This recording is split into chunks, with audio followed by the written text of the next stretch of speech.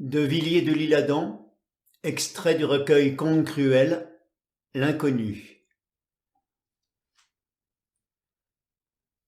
Ce soir-là, tout Paris resplendissait aux Italiens.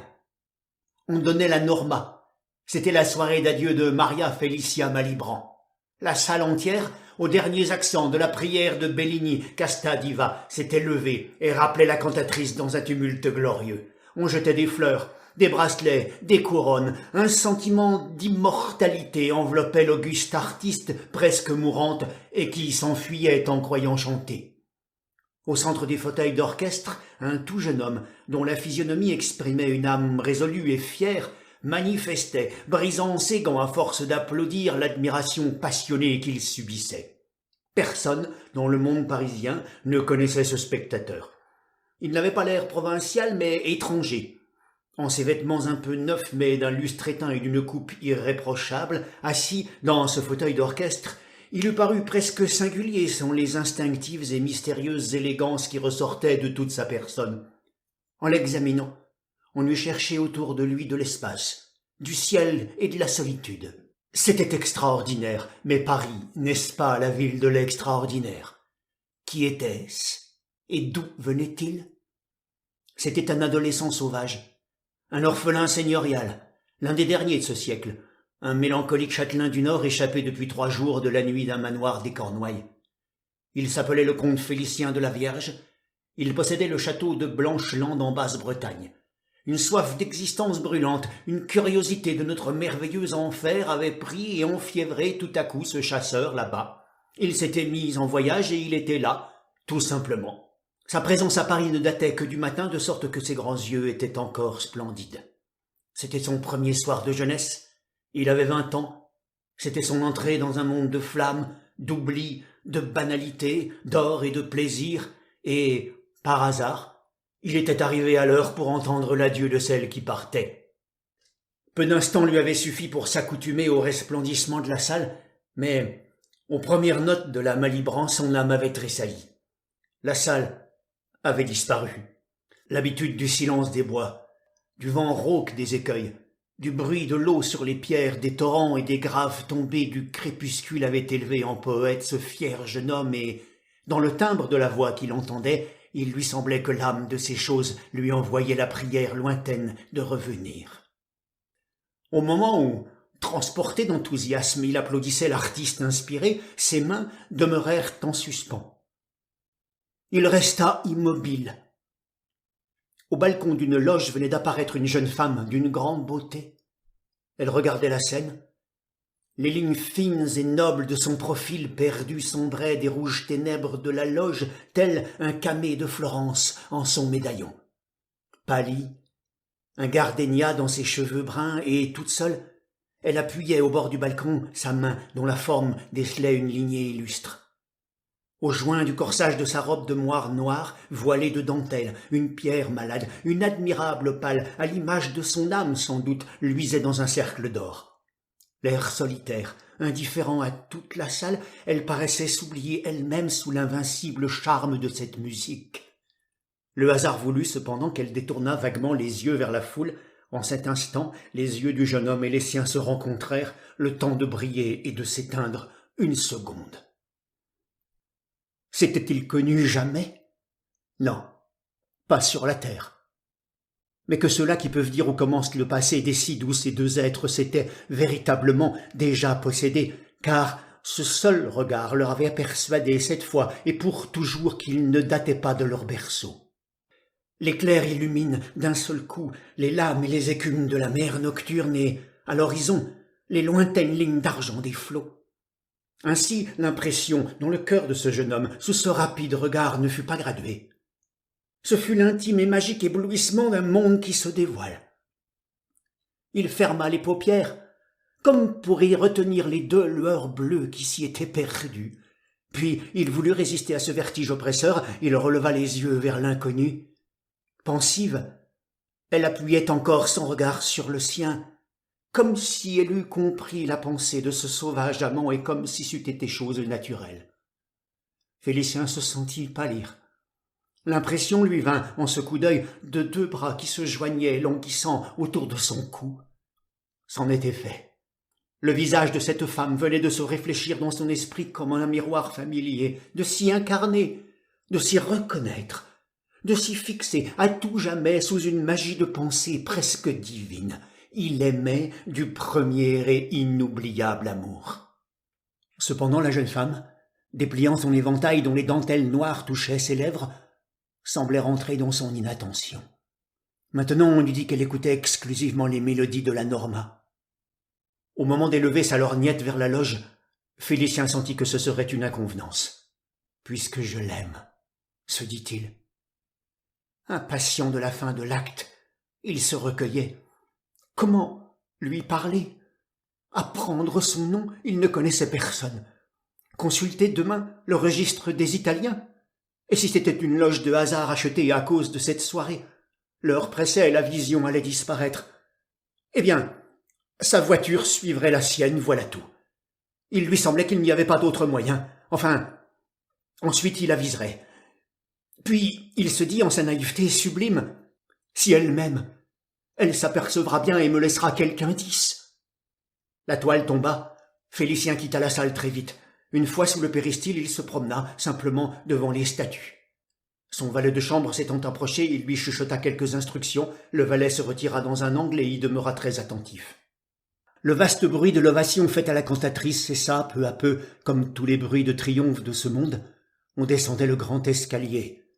Félicien, l'œil fixé au sommet, entre les deux vases de marbre d'où ruisselait le fleuve éblouissant de la foule, attendit. Ni les visages radieux, ni les parures, ni les fleurs au front des jeunes filles, ni les camails d'Hermine, ni le flot éclatant qui s'écoulait devant lui sous les lumières, il ne vit rien. Et toute cette assemblée s'évanouit bientôt, peu à peu, sans que la jeune femme apparût. L'avait-il donc laissé s'enfuir sans la reconnaître? Non, c'était impossible. Un vieux domestique poudré couvert de fourrure se tenait encore dans le vestibule. Sur les boutons de sa livrée noire brillaient les feuilles d'ache d'une couronne ducale. Tout à coup, en haut de l'escalier solitaire, elle parut, seule, svelte, sous un manteau de velours et les cheveux cachés par une mantille de dentelle. Elle appuyait sa main gantée sur la rampe de marbre. Elle aperçut Félicien debout auprès d'une statue, mais ne sembla pas se préoccuper davantage de sa présence. Elle descendit paisiblement. Le domestique s'étant approché, elle prononça quelques paroles à voix basse. Le laquais s'inclina et se retira sans plus attendre. L'instant d'après, on entendait le bruit d'une voiture qui s'éloignait, alors elle sortit. Elle descendit, toujours seule, les marches extérieures du théâtre. Félicien prit à peine le temps de jeter ses mots à son valet de chambre, rentré seul à l'hôtel. En un moment, il se trouva sur la place des Italiens à quelques pas de cette dame. La foule s'était dissipée déjà dans les rues environnantes, l'écho lointain des voitures s'affaiblissait. Il faisait une nuit d'octobre, sèche, étoilée. L'inconnue marchait très lente et comme peu habituée. La suivre? Il le fallait, il s'y décida. Le vent d'automne lui apportait le parfum d'ambre très faible qui venait d'elle, le traînant et sonore froissement de la moire sur l'asphalte. Devant la rue Monsigny, elle s'orienta une seconde, puis marcha comme indifférente jusqu'à la rue de Gramont déserte et à peine éclairée. Tout à coup le jeune homme s'arrêta. Une pensée lui traversa l'esprit. C'était une étrangère, peut-être. Une voiture pouvait passer et l'emporter à tout jamais. Demain, se heurter aux pierres d'une ville, toujours sans la retrouver, être séparé d'elle sans cesse par le hasard d'une rue, d'un instant qui peut durer l'éternité. Quel avenir! Cette pensée le troubla jusqu'à lui faire oublier toute considération de bienséance. Il dépassa la jeune femme à l'angle de la sombre rue. Alors il se retourna, devint horriblement pâle et, s'appuyant au pilier de fonte du réverbère, il la salua. Puis, très simplement, pendant qu'une sorte de magnétisme charmant sortait de tout son être, « Madame, dit-il, vous le savez, je vous ai vue ce soir pour la première fois. Comme j'ai peur de ne plus vous revoir, il faut que je vous dise, il défaillait, que je vous aime, acheva-t-il à voix basse, et que si vous passez, je mourrai sans redire ces mots à personne. » Elle s'arrêta, leva son voile et considéra Félicien avec une fixité attentive. Après un court silence. « Monsieur, répondit-elle d'une voix dont la pureté laissait transparaître les plus lointaines intentions de l'esprit, monsieur, le sentiment qui vous donne cette pâleur et ce maintien doit être en effet bien profond pour que vous trouviez en lui la justification de ce que vous faites. Je ne me sens donc nullement offensé. Remettez-vous et tenez-moi pour une amie. » Félicien ne fut pas étonné de cette réponse, il lui semblait naturel que l'idéal répondît idéalement. La circonstance était de celle, en effet, où tous deux avaient à se rappeler, s'ils en étaient dignes, qu'ils étaient de la race de ceux qui font les convenances et non de la race de ceux qui les subissent. Ce que le public des humains appelle à tout hasard les convenances n'est qu'une imitation mécanique, servile et presque simiesque de ce qui a été vaguement pratiqué par des êtres de haute nature en des circonstances générales. Avec un transport de tendresse naïve, il baisa la main qu'on lui offrait. « Voulez-vous me donner la fleur que vous avez portée dans vos cheveux toute la soirée ?» L'inconnu ôta silencieusement la pâle fleur sous les dentelles et, l'offrant à Félicien, « Adieu maintenant, dit-elle, et à jamais. »« Adieu » balbutia-t-il. « Vous ne m'aimez donc pas ? Oh ! Vous êtes marié, s'écria-t-il tout d'un coup. « Non. Libre, ô ciel, oubliez-moi cependant, il le faut, monsieur. Mais vous êtes devenu en un instant le battement de mon cœur. Est-ce que je puis vivre sans vous ? Le seul air que je veuille respirer, c'est le vôtre. Ce que vous dites, je ne le comprends plus. Vous oubliez ? Comment cela ? Un terrible malheur m'a frappé. Vous en faire l'aveu serait vous attrister jusqu'à la mort. C'est inutile. Quel malheur peut séparer ceux qui s'aiment ? Celui-là. En prononçant cette parole, elle ferma les yeux.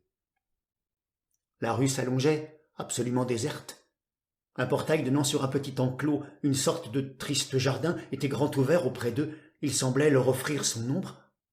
Félicien, comme un enfant irrésistible qui adore, l'emmena sous cette voûte de ténèbres en enveloppant la taille qu'on lui abandonnait. L'enivrante sensation de la soie tendue et tiède qui se moulait autour d'elle lui communiqua le désir fiévreux de l'étreindre, de l'emporter, de se perdre en son baiser. Il résista, mais le vertige lui ôtait la faculté de parler. Il ne trouva que ces mots balbutiés et indistincts. « Mon Dieu, mais comme je vous aime !» Alors cette femme inclina la tête sur la poitrine de celui qui l'aimait et d'une voix amère et désespérée. « Je ne vous entends pas. Je meurs de honte. Je ne vous entends pas. Je n'entendrai pas votre nom. Je n'entendrai pas votre dernier soupir. Je n'entends pas les battements de votre cœur qui frappent mon front et mes paupières. Ne voyez-vous pas l'affreuse souffrance qui me tue ? Je suis sourde. » « Sourde ?» s'écria Félicien, foudroyé par une froide stupeur et frémissant de la tête aux pieds. « Oui, depuis des années. Oh, toute la science humaine serait impuissante à me ressusciter de cet horrible silence. Je suis sourde comme le ciel et comme la tombe, monsieur.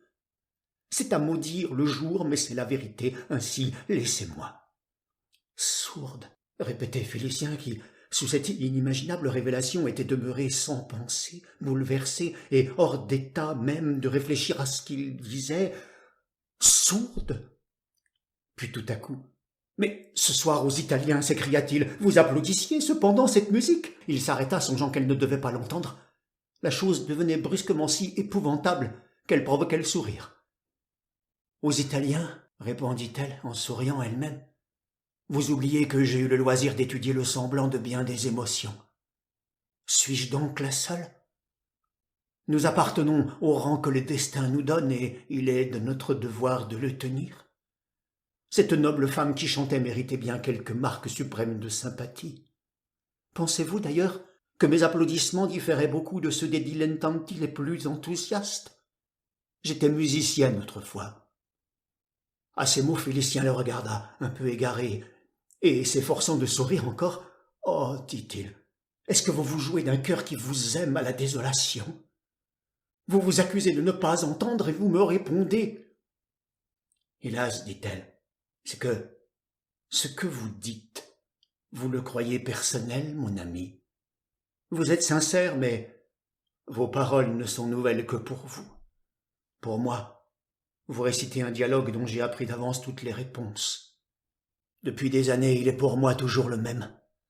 C'est un rôle dont toutes les phrases sont dictées et nécessitées avec une précision vraiment affreuse. Je le possède à un tel point que, si j'acceptais, ce qui serait un crime, d'unir ma détresse, ne fût-ce que quelques jours, à votre destinée, vous oublieriez à chaque instant la confidence funeste que je vous ai faite. L'illusion, je vous la donnerais complète, exacte, ni plus ni moins qu'une autre femme, je vous assure. Je serais même incomparablement plus réel que la réalité. Songez que les circonstances dictent toujours les mêmes paroles et que le visage s'harmonise toujours un peu avec elles. Vous ne pourriez croire que je ne vous entends pas, tant je devinerais juste. N'y pensons plus, voulez-vous. Il se sentit effrayé cette fois. « Ah, dit-il, mais quelles amères paroles vous avez le droit de prononcer. Mais moi, s'il en est ainsi, je veux partager avec vous, fût-ce l'éternel silence s'il le faut.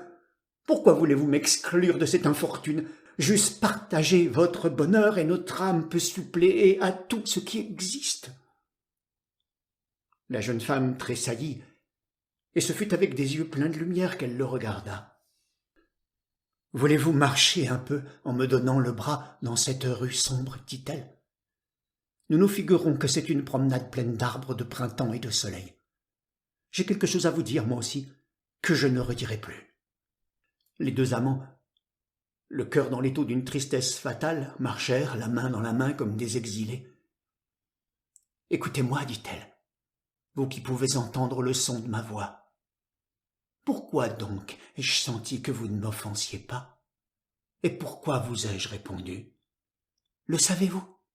Certes, il est tout simple que j'ai acquis la science de lire sur les traits d'un visage et dans les attitudes les sentiments qui déterminent les actes d'un homme, mais ce qui est tout différent, c'est que je pressente, avec une exactitude aussi profonde et pour ainsi dire presque infinie, la valeur et la qualité de ces sentiments ainsi que leur intime harmonie en celui qui me parle. Quand vous avez pris sur vous de commettre envers moi cette épouvantable inconvenance de tout à l'heure, j'étais la seule femme, peut-être, qui pouvait en saisir à l'instant même la véritable signification. Je vous ai répondu parce qu'il m'a semblé voir luire sur votre front ce signe inconnu qui annonce ceux dont la pensée, loin d'être obscurcie, dominée et bâillonnée par leur passion, grandit et divinise toutes les émotions de la vie et dégage l'idéal contenu dans toutes les sensations qu'ils éprouvent. Amis, laissez-moi vous apprendre mon secret. La fatalité, d'abord si douloureuse qui a frappé mon être matériel, est devenue pour moi l'affranchissement de bien des servitudes. Elle m'a délivré de cette surdité intellectuelle dont la plupart des autres femmes sont les victimes. Elle a rendu mon âme sensible aux vibrations des choses éternelles dont les êtres de mon sexe ne connaissent à l'ordinaire que la parodie. Leurs oreilles sont murées à ces merveilleux échos, à ces prolongements sublimes, de sorte qu'elles ne doivent à l'acuité de leur ouïe que la faculté de percevoir ce qu'il y a seulement d'instinctif et d'extérieur dans les voluptés les plus délicates et les plus pures. Ce sont les Hespérides, gardiennes de ces fruits enchantés dont elles ignorent à jamais la magique valeur. Hélas, je suis sourde, mais elles, qu'entendent-elles? Ou plutôt, qu'écoutent-elles dans les propos qu'on leur adresse, sinon le bruit confus en harmonie avec le jeu de physionomie de celui qui leur parle? De sorte qu'inattentives non pas au sens apparent, mais à la qualité révélatrice et profonde, au véritable sens, enfin, de chaque parole, elles se contentent d'y distinguer une intention de flatterie qui leur suffit amplement. C'est ce qu'elles appellent le positif de la vie avec un de ces sourires. Oh, vous verrez, si vous vivez, vous verrez quel mystérieux océan de candeur, de suffisance et de basse frivolité cache uniquement ce délicieux sourire. L'abîme d'amour charmant, divin, obscur, véritablement étoilé comme la nuit qu'éprouvent les êtres de votre nature, essayez de le traduire à l'une d'entre elles. Si vos expressions filtrent jusqu'à son cerveau, elles s'y déformeront comme une source pure qui traverse un marécage, de sorte qu'en réalité cette femme ne les aura pas entendues. La vie est impuissante à combler ses rêves, disent-elles, et vous lui demandez trop. Ah, comme si la vie n'était pas faite par les vivants. Mon Dieu, murmura Félicien. Oui, poursuivit l'inconnu. Une femme n'échappe pas à cette condition de la nature, la surdité mentale, à moins peut-être de payer sa rançon d'un prix inestimable comme moi. Vous prêtez aux femmes un secret parce qu'elles ne s'expriment que par des actes. Fières, orgueilleuses de ce secret qu'elles ignorent elles-mêmes, elles aiment à laisser croire qu'on peut les deviner, et tout homme, flatté de se croire le divinateur attendu, malverse de sa vie pour épouser un sphinx de pierre. Et nul d'entre eux ne peut s'élever d'avance jusqu'à cette réflexion qu'un secret, si terrible qu'il soit, s'il n'est jamais exprimé, est identique au néant. L'inconnue s'arrêta. « Je suis amère ce soir, continua-t-elle. Voici pourquoi. Je n'enviais plus ce qu'elles possèdent, ayant constaté l'usage qu'elles en font et que j'en eusse fait moi-même sans doute. Mais vous voici, vous, qu'autrefois j'aurais tant aimé. Je vous vois, je vous devine, je reconnais votre âme dans vos yeux, vous me l'offrez, et je ne puis vous la prendre. » La jeune femme cacha son front dans ses mains. « Oh !»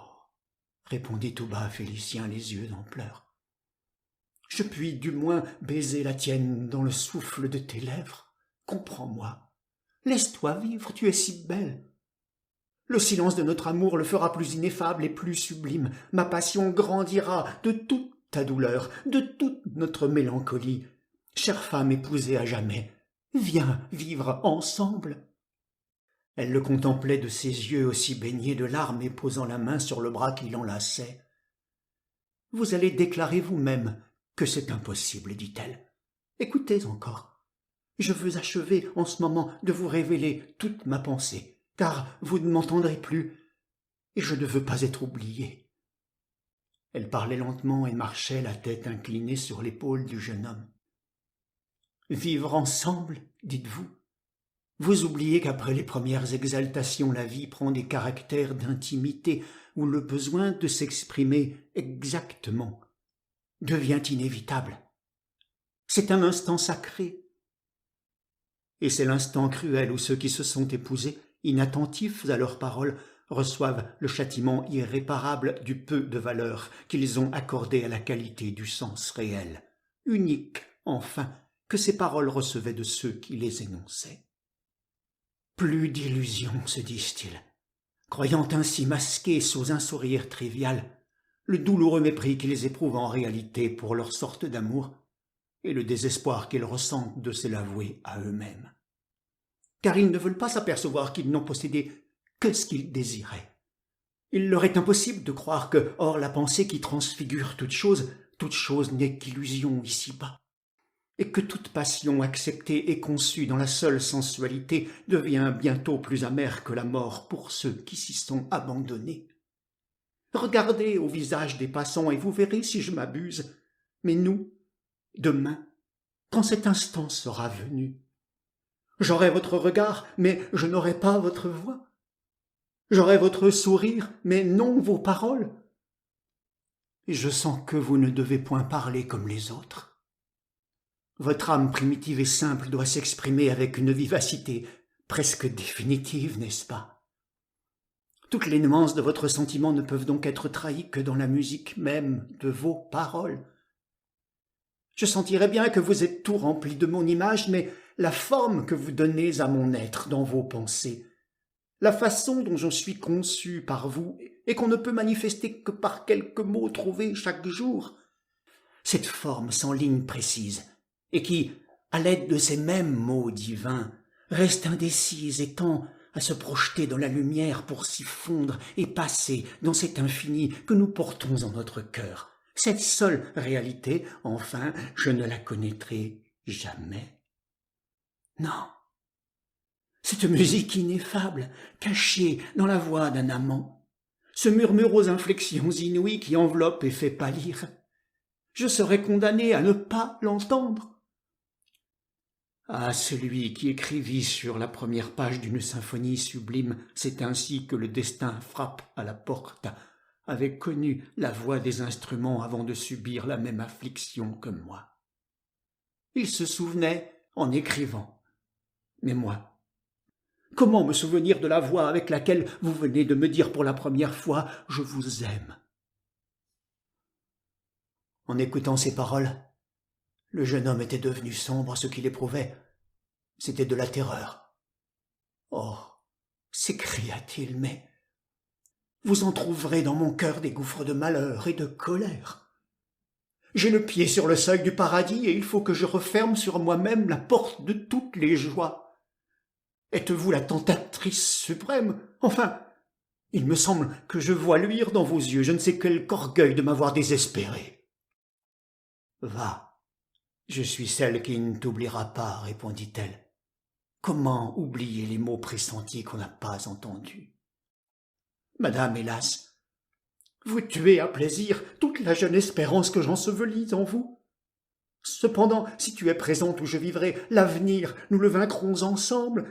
Aimons-nous avec plus de courage, laisse-toi venir. » Par un mouvement inattendu et féminin, elle noua ses lèvres aux siennes dans l'ombre doucement pendant quelques secondes, puis elle dit avec une sorte de lassitude « Ami, je vous dis que c'est impossible.